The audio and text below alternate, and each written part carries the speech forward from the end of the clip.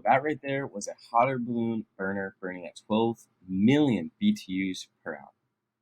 Johnny Garber here, and if you guys didn't catch in the last video, I actually work at a hot air balloon company called Rainbow Riders. I'm a part of the ground crew, and today I'm going to be telling you guys a little bit about the day in the life of a ground crew member and what we do on the day-to-day basis in a balloon shift. So there are three very important parts for the ground crew. The first one is the pre-flight, then the during the flight, and the post-flight. This is what the ground crew members will do for all of these things. And the first thing is the pre-flight. So the pre-flight, the ground crew members show up to the shop very early before any of the passengers get there, and we make sure all the equipment is ready to go. We make sure all the vans and those fans have gas, and we make sure all the tanks for the balloon are filled up, and we make sure everything is ready to go and checked and prepped for the flight. So from there, we load up the passengers and we get in the vans and everything, and we drive out to the launch site.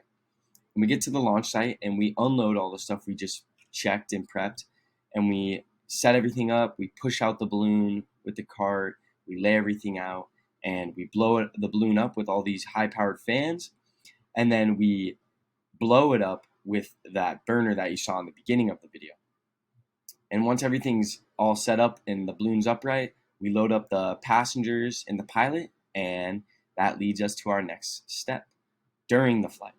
So after they take off and they're in the air, the pilot and the passengers are usually up there for 45 minutes to an hour, and depending on the winds, they can go anywhere from 1 mile to 10 miles away from the launch site. And what the ground crew does at that time is we pack up all the equipment that we unloaded during the inflation process back onto the vans, back onto the cart and everything, and we drive to a gas station. And that's why you see a Circle K and like a convenience store right there.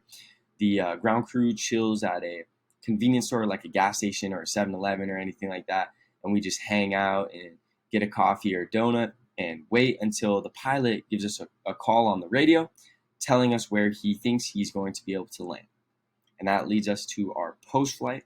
So once we get that call from the pilot and we head that way and we meet at the landing site, we help land the balloon. We all put our weight on it so it stays on the ground. And right when we put the weight on, he pulls the parachute from the top of the balloon and lets all the air out and lets all the hot air out so the balloon can collapse onto its side, and we can walk it down and get all the air out of the balloon and then pack it all away. So once we pack everything all away, we load it back up onto the cart. We get everything set like we did in the morning, but we just load it back onto the cart and we head back to the shop. And once we get back to the shop, the pilot and the passengers finish like billing and paperwork and everything like that. And they finish up their side of it, and the ground crew actually gets into the shop and we refill the balloon tanks and we refill the vans, and we make sure everything is filled up. We go get gas if needed, and we clean and wipe down all the windows and everything, and we make sure there's no lost items or anything in there. And that concludes the balloon flight. And then so this is a picture of a hot air balloon flying over like the Cave Creek area, like the desert over that way. It's very open. There's not a lot of homes.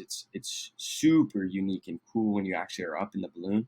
It's a great view. Like a lot of people do this to cross it off their bucket list, and it's just a really amazing experience.